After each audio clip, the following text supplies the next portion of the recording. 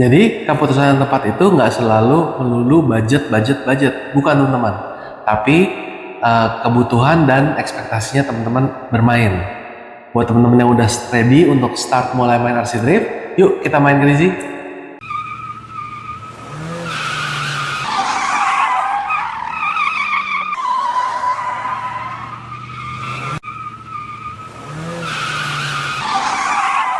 Oke teman-teman, sekarang kita hari ini mau bahas mengenai chassis DIY, semi pro dan pro chassis. Apa sih bedanya? Banyak teman-teman yang nanya sama kita, bingung nih, kok kita milih chassis harganya jauh banget ya Om? Dari yang murah banget, under 1 juta bisa sampai 5 juta sampai plus. Nah, apa sih bedanya? Padahal kelihatannya kok sama-sama aja, semuanya bisa ngedrift. Nah, di sini kita coba step by step kita jelasin ya teman-teman. Oke, step pertama teman-teman, chassis DIY. Ini teman-teman banyak banget mulai main RC Drift dari sini. Dan unfortunately, banyak juga teman-teman yang mulai dari sini, habis itu nyerah. Karena kok frustasi gitu, pusing banget ini, susah banget gitu.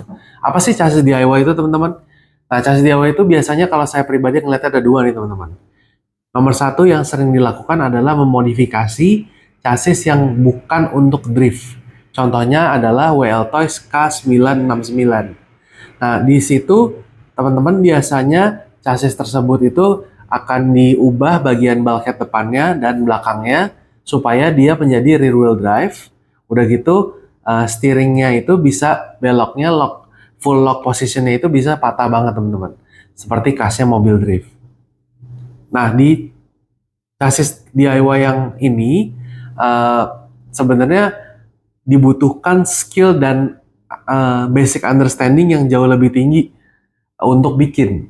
Jadi biasanya chassis DIY ini justru yang bisa make itu teman-teman yang sudah profesional atau sudah lama main lah teman-teman. Nah, nomor dua, chassis DIY nomor dua itu biasanya chassis yang dibuat sendiri, bisa dari ground up, dari nol, atau bisa dari ngeprint 3D printing. Mungkin teman-teman ketemu filesnya ada yang jual atau banyak hal.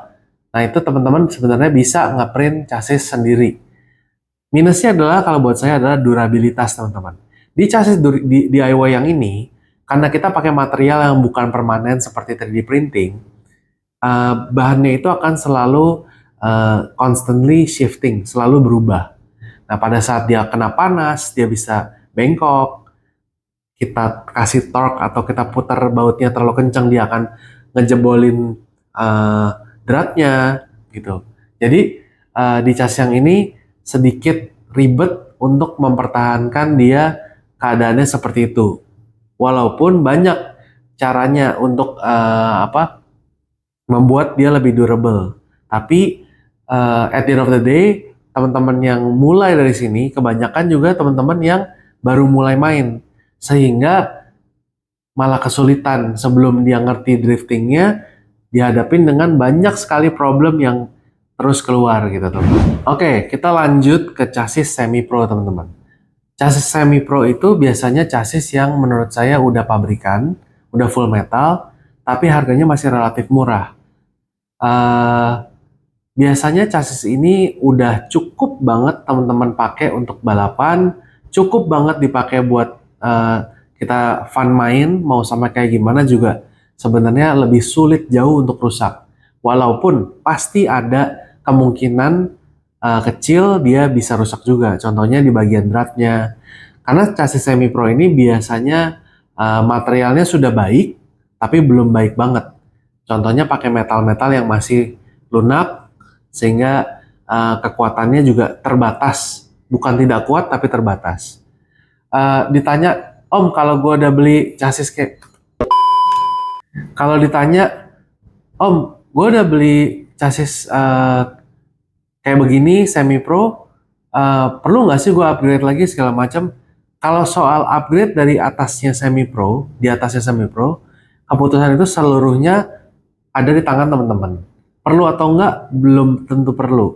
Karena kalau teman-teman mau upgrade, biasanya cuma teman-teman yang iseng, pengen barang-barang yang lebih keren, teknologi lebih canggih gitu, Atau teman-teman yang benar-benar paham pada saat yang beli lebih canggih itu gunanya buat apa. Jadi untuk teman-teman yang masih ragu-ragu nih mau lanjut lebih serius main atau gimana, atau yang teman-teman yang baru mau mulai tapi ngerasa aduh gue takut beli-beli terus nih jadinya gitu loh, belanja terus untuk memperbaiki kesalahan. Nah, menurut saya sweet spotnya itu ada di chassis semi pro gitu teman-teman.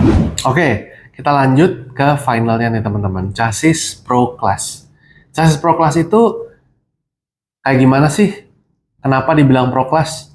Nah, buat saya pribadi, chassis pro class itu ada dua hal. Tuning ability atau kemampuan dia untuk dituning, nomor satu.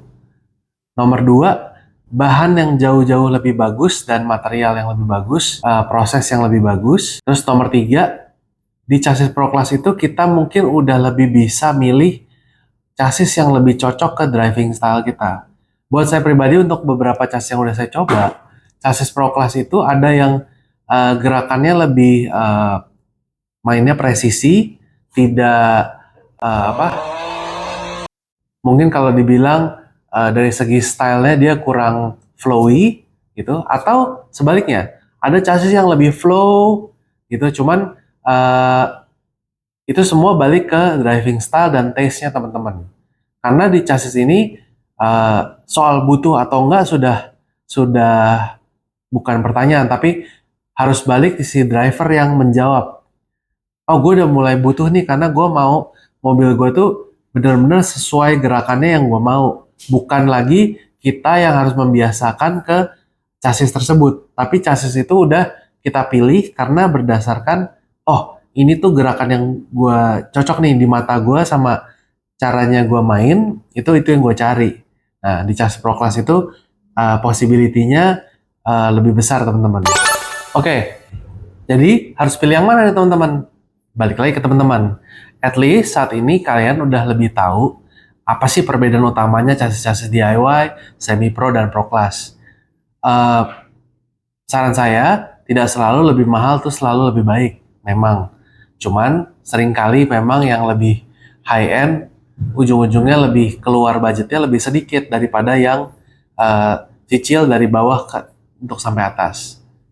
Jadi untuk teman-teman yang udah mau main RC Drift, segera hubungin kita ya.